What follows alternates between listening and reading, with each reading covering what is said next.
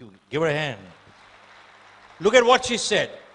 कहती है साहब, my sister trained 10 hours per day to go for the Commonwealth Games. 10 hours a day. साहब जानते हैं, लोग सफलता चाहते हैं, लेकिन सफल होने के लिए तैयारी करने की कीमत नहीं चुकाना चाहते साहब. Repeat, most people want to succeed, but very few people are willing to pay the price to prepare to succeed.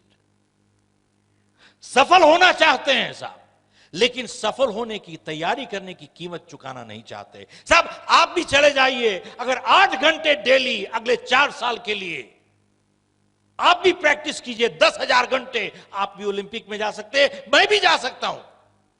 सवाल यह है, क्या मैं करने के लिए तैयार हूं? मैं नहीं तैयार हूं, आप नहीं तैयार हैं. अगर आप और हम तैयार हो जाएं, हम भी मार्क स्पीक्स के साथ कंपीट कर सकते हैं. Yes, no.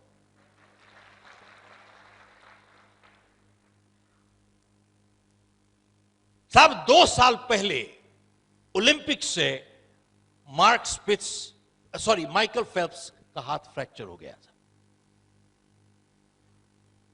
और डॉक्टर ने उसको कहा कि देखिए, अब आप पानी में नहीं जा सकते. और सवाल यह है कि अगर आपका हाथ जुड़ जाए तो क्या इसमें उतनी ताकत दोबारा से आ सकती है जैसे पहले थी? आप ओलंपिक्स में कंपीट कर रहे हो, अड़ोसी पड़ोसी के बच्चों के साथ नहीं कर रहे हो. माइकल फेल्प्स 10 साल से ट्रेनिंग कर रहा था. इसकी पूरी जिंदगी का सपना चूर हो रहा था साहब. हर रात को इसने सपने लिए साहब. सपने तो जब सोते हैं तभी आते हैं. कितने लोग सहमत हैं? हाथ खड़ा कीजिए साहब. बिल्कुल झूठ है साहब, यही तो. साहब ध्यान दीजिएगा, आज सपनों की एक नई परिभाषा लेके जाइए. सपने वो नहीं जो नींद में आते हैं, सपने वो होते हैं जो नींद नहीं आने देते हैं साहब. क्या बात कर रहे हो?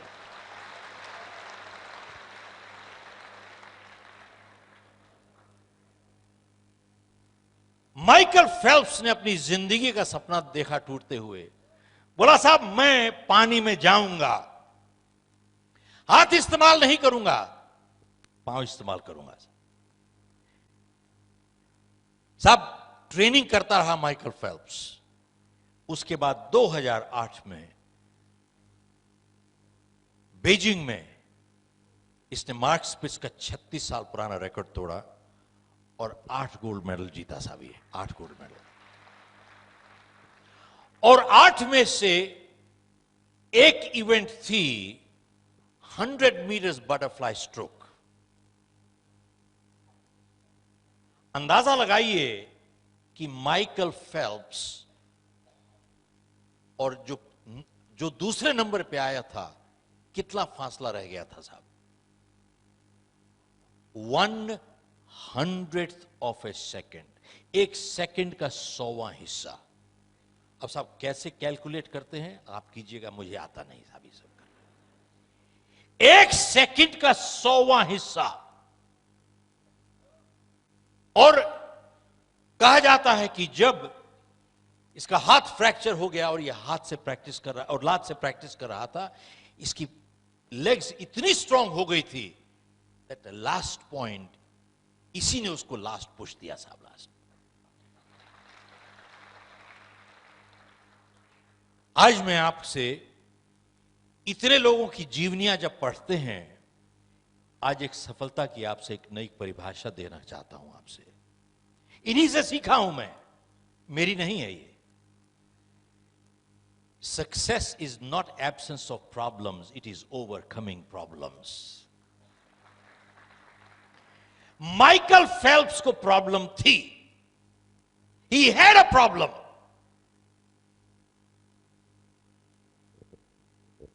सब समस्या के ना होने को सफलता नहीं कहते. समस्या के ऊपर काबू पाने को सफलता कहते हैं। He had a problem. और सफलता इससे नहीं मापी जाती कि जिंदगी में हम कितना ऊपर गए।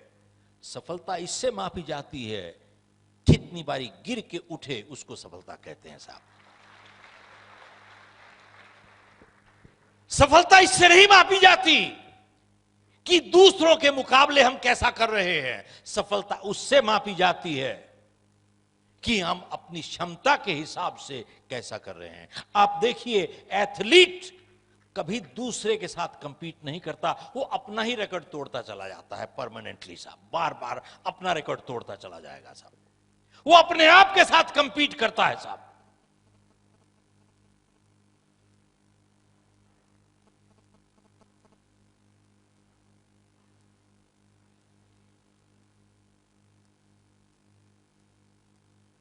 कुछ 6 महीने पुरानी बात है, सिंगापुर में मैंने अखबार पढ़ा तो उसमें लिखा था कि तकरीबन 50%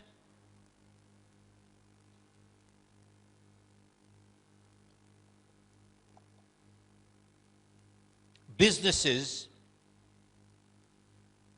फेल हो जाते हैं all over the world with in the first 5 years. These are statistics.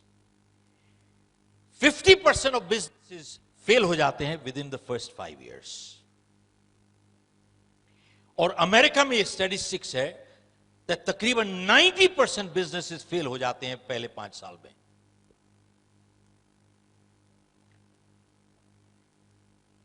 और उस आर्टिकल में लिखा था कि जिस तरीके से इंफॉर्मेशन आज, स्पीड है इंफॉर्मेशन की, लोगों को मुश्किल हो गया है साहब to keep up with the pace today. हम जैसे आदमी छोड़िए जिसके अब बाल सफेद हो गए। एक आदमी मेरे को रास्ते में मिले तो मेरे को देख के कहते हैं, आप कुछ पहचाने लग रहे हो भाई एयरपोर्ट पे। तो मैंने कहा शायद मेरा कॉमन फेस होगा भाई कुछ है। तो मेरे को कहता है, ओ आप वैसे लगते हो जिसने किताब लिखी है, वो कुछ उसका कोई रिश्ता तो नहीं है। हाँ, मैंने कहा साहब वो मेरा बेटा है। हाँ, बोले हाँ उसके बाल काले हैं साहब, किताब बाल काले। मैंने कहा साहब तो anyway, leave aside people like me who's got white hair, but even the younger generation is finding hard to keep up with technology. बहुत मुश्किल हो गया है साहब। और उस आर्टिकल में लिखा था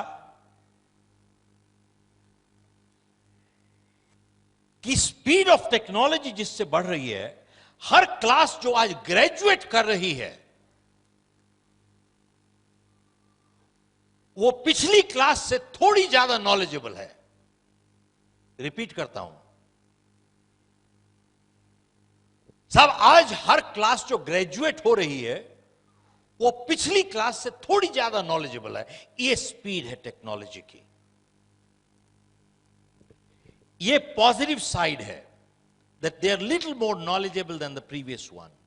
The flip side is within 2 years इनकी नॉलेज भी ऑब्सोलीट हो जाएगी साहब। 2 साल के अंदर इसकी नॉलेज भी ऑब्सोलीट हो जाएगी। और उस आर्टिकल में लिखा था कि आने वाले टाइम में, साहब ध्यान दीजिएगा, आने वाले टाइम में सिर्फ वही लोग सफल हो पाएंगे जिनके पास 2 काबिलियत होंगी साहब।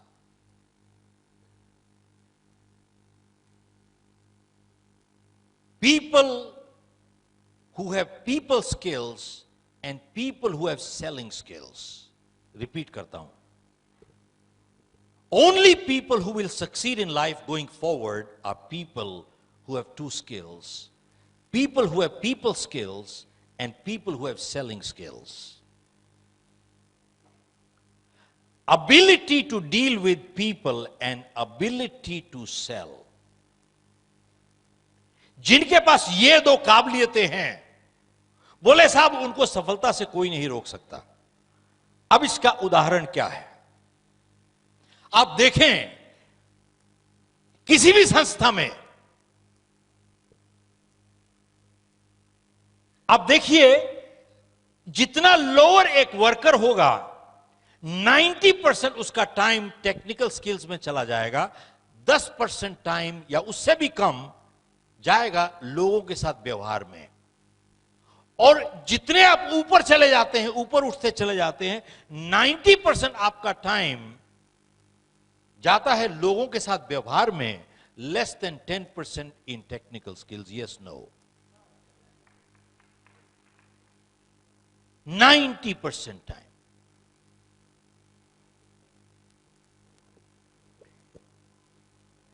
यूएस में एक लीडरशिप मीट हुई, तो वहां पे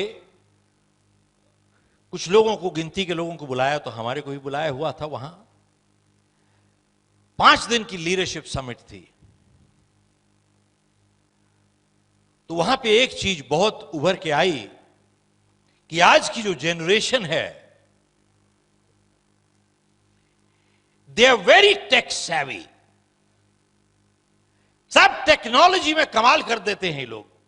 they can spend hours in front of that, what do you call it? I don't know how to call it. Thank you, monitor.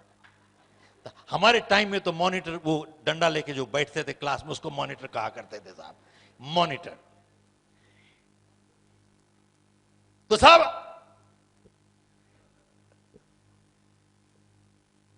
मैं सिर्फ जानना चाहता था, खाई मैं ही अनपढ़ हूं या कोई और भी है साहब? Monitor. They can spend hours in front of that machine. They're so comfortable with that machine. But the flip side is that they have become uncomfortable with people today. Yes, no? The current generation has become uncomfortable with people. और साहब technology इतनी अभी advance नहीं हुई है। You still have to get married to people.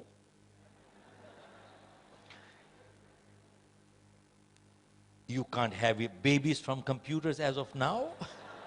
आगे आने वाले टाइम में क्या होगा पता नहीं साहब। You have to live with people. और साहब किसी ने बहुत सही बात कही है, टेक्नोलॉजी और टेक्नीशियंस आप हमेशा पैसे के साथ खरीद सकते हो, लेकिन दुनिया में सबसे अमीर इंसान, रिश्ते उनको बनाने ही पड़ते हैं। सब टेक्नोलॉजी और टेक्नीशियंस पैसे के साथ हमेशा खरीद सकते हो आप, लेकिन दुनिया में चाहे जितना अमीर इंसान हो जाए, रिश्ते उसको बनाने पड़ते हैं साहब। इसको क्रूड लैंग्वेज में कहा जाएगा कि साहब आप कुत्ता खरीद सकते हो लेकिन पूंछ नहीं हिलवा सकते साहब।